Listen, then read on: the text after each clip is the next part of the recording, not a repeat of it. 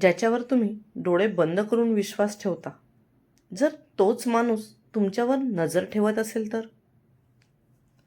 आणि जर सत्य इतकं धोकादायक असेल की ते समजल्यावर तुमचं सगळं आयुष्यच बदलणार असेल?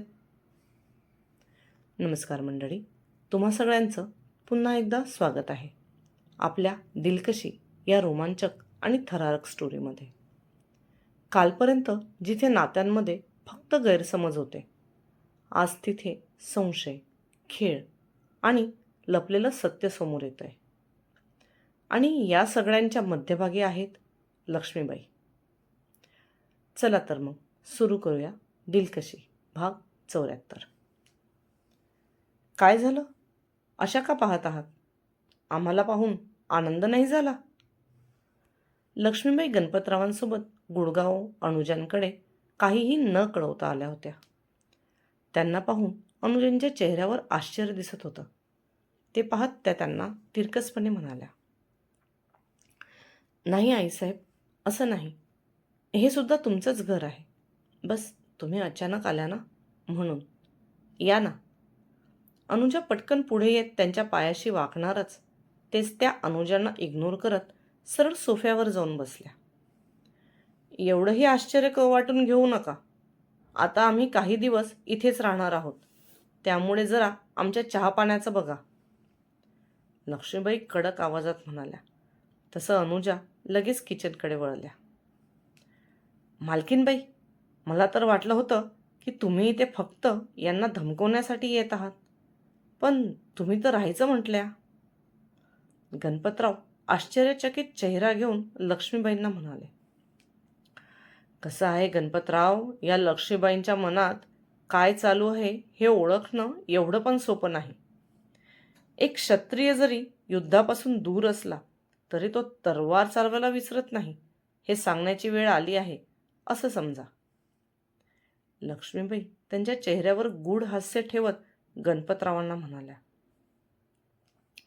हां, ते ठीक आहे, पण तुम्ही ती तुमची संगिनी उर्मिला, तिला पण सोबत नाही घेतली. मग इथे तुमची काळजी कोण घेणार? उर्मिलाला लक्ष्मीबाईंच्या सेवेसाठी गणपतरावांनीच 10-12 वर्षापूर्वी लावून दिली होती. त्याआधी जी एक होती ती अचानक एक दिवस कोणतेही कारण न सांगता किंवा कोणालाही काहीही न कळवता निघून गेली होती. तिच्याबद्दल तिच्या परिवारालाही काही माहीत नव्हतं. त्यामुळे लक्ष्मीबाईंनी स्वतः पोलिसात हरवल्याची कंप्लेंट दिली होती. ती गेल्यानंतर गणपतराव लक्ष्मीबाईंच्या निजी कामाकरता उर्मिलाला घेऊन आले होते.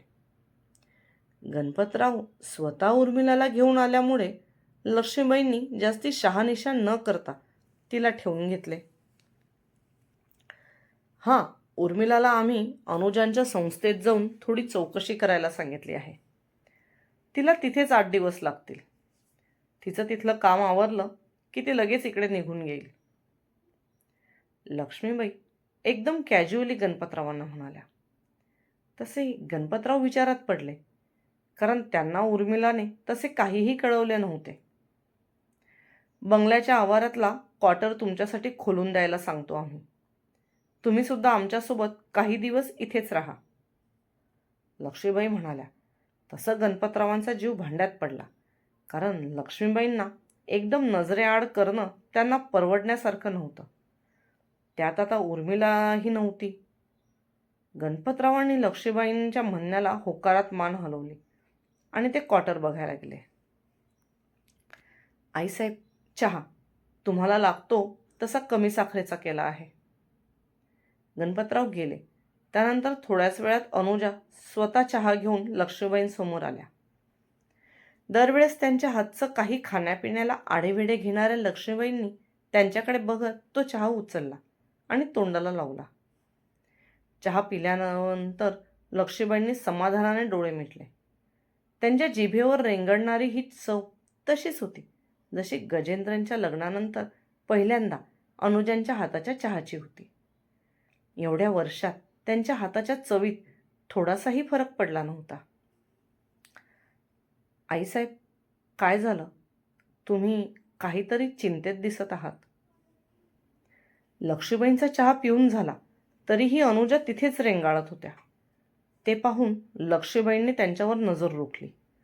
लक्ष्मीबाईंची रोखलेली नजर लक्षात घेऊन अनुजा घाबरत म्हणाल्या,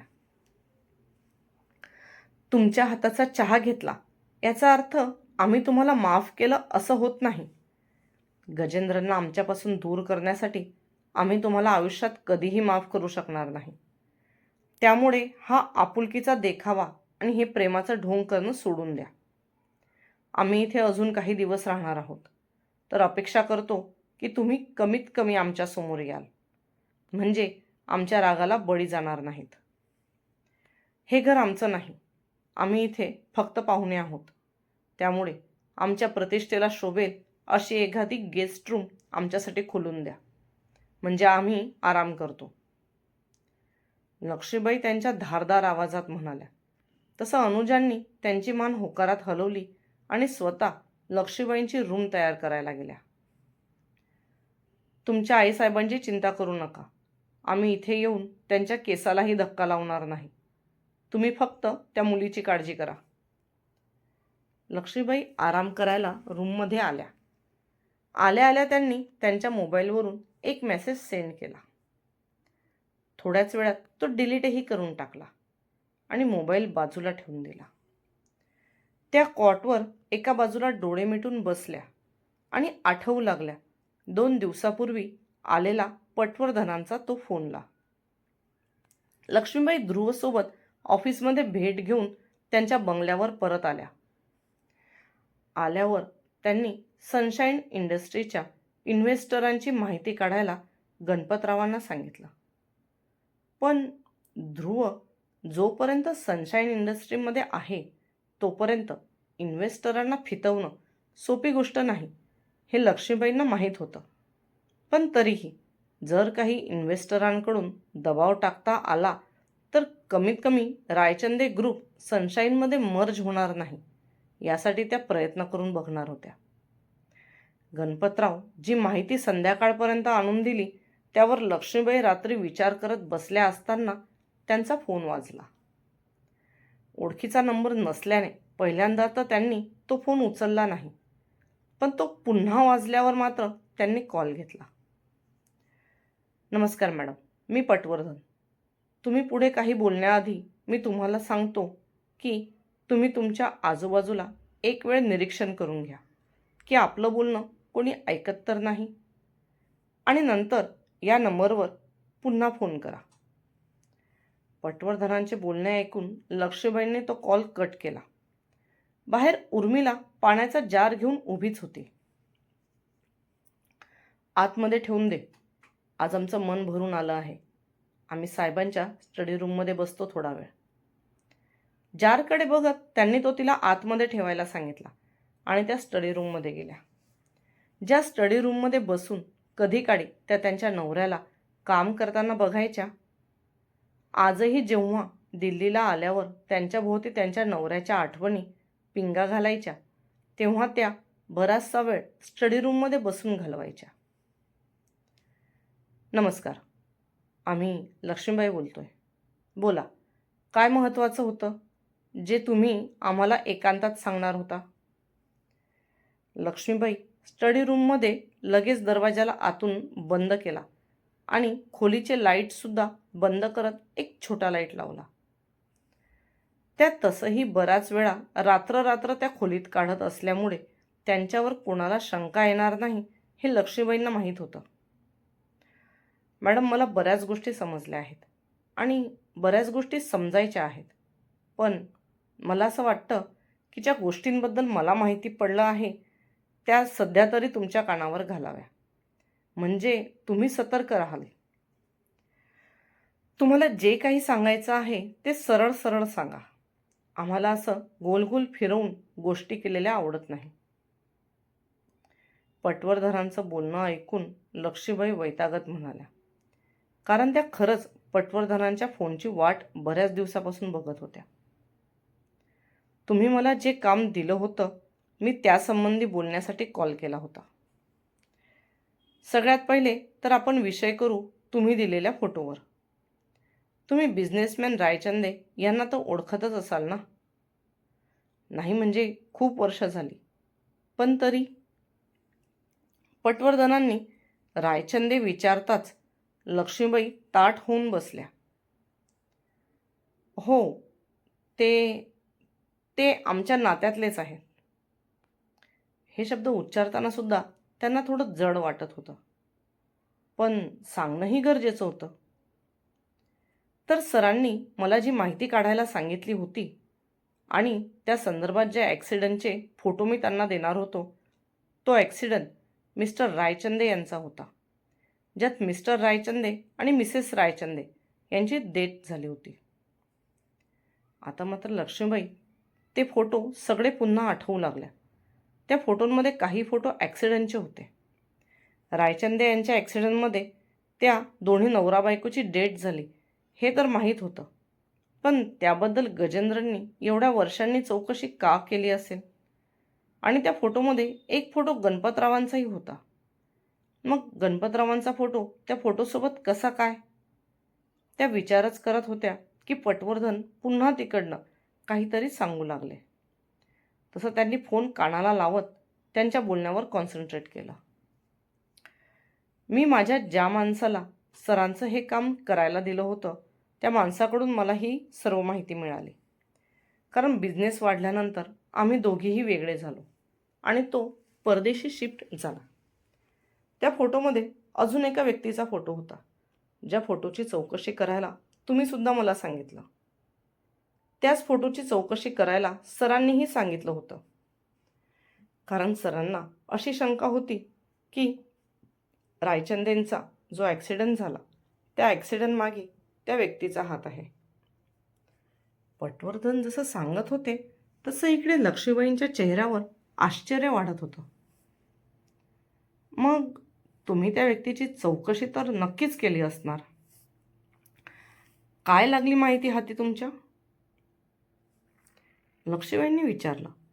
पण त्यांच्या मनात असेच वाटत होते की एवढे दिवस ज्या व्यक्तीवर डोळे बंद करून विश्वास ठेवला तो व्यक्ती खोटा नको निघायला. तुम्हाला खरं सांगायचं म्हटलं म्हणजे तो माणूस आम्हाला खरंच गडबड वाटला. म्हणजे त्या ॲक्सिडेंटमध्ये त्याचा हात होता की नव्हता हे अजून तरी आम्हाला समजले नाही. पण त्याच्या सध्याच्या हालचाली बघता तुम्हाला त्याच्यापासून सावध राहण्याची गरज आहे. हे बघा, आम्ही तुम्हाला मगाशीही म्हटले की जे आहे ते आम्हाला स्पष्ट सांगा. हे बघा, तुम्ही सांगितल्याप्रमाणे आम्ही त्या माणसांची जुनी माहिती काढायला माणसं वेगळे नेमले आहेत. पण आताही त्याच्यावर लक्ष ठेवले तर आम्हाला असे आढळले की तो तुमच्यासोबत राहून फार घोटाळे करतो आहे. एवढेच नाही तर त्याने त्याची विश्वासाची माणसं तुमच्या आजूबाजूला सुद्धा पेरून ठेवली आहेत. तुम्ही काय करता याची मिनिटामिनिटाची खबर त्याला असते. पण त्याची खबर तुमच्यापर्यंत येऊ नये यासाठी त्यांनी व्यवस्थित काळजी घेतली आहे. हे बघा, तुम्हाला सावध करणं माझं काम होतं, जे मी केलं. बाकी माझ्या हातात मी आता तुम्हाला सांगितलेल्या गोष्टीचा कोणताही पुरावा नाही. पटवर्धनने अजून थोडं बोलून फोन ठेवला. त्याचा फोन ठेवल्यावर लक्ष्मीबाईंना सगळ्यात पहिले आठवली ती उर्मिला, जी सतत त्यांच्या आजूबाजूला राहते आणि तिला गणपतरावांनीच त्यांच्यासाठी नेमणूक केली होती. त्यामुळे त्यांनी उर्मिलाला संस्थेत माहिती काढायला पाठवून दिलं आणि गणपतरावांनी दिल्लीत अजून काही नवीन गोंधळ घालू नये म्हणून त्या गुडगावला अनुजांकडे आल्या.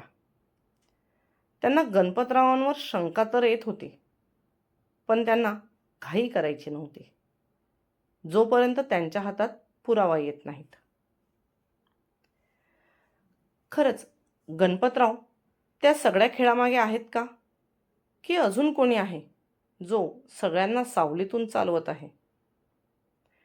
उर्मिलाचं अचानक दूर जाणं योगायोग आहे की प्लॅनचा भाग? आणि लक्ष्मीबाईंचा हा नवा डाव त्यांना वाचवणार की अजून मोठ्या संकटात ढकलणार? काय वाटतं तुम्हाला? पुढचा भाग सगळ्यात मोठा धक्का कोण देणार? जर तुम्हाला हा थरार भाग आवडला असेल तर व्हिडिओला लाईक करा. तुमचं मत कमेंटमध्ये नक्की सांगा आणि पुढचे असेच धमाकेदार ट्विस्ट पाहण्यासाठी चॅनलला सबस्क्राईब करायला विसरू नका. भेटूया पुढच्या भागात. तोपर्यंत आनंदी राहा.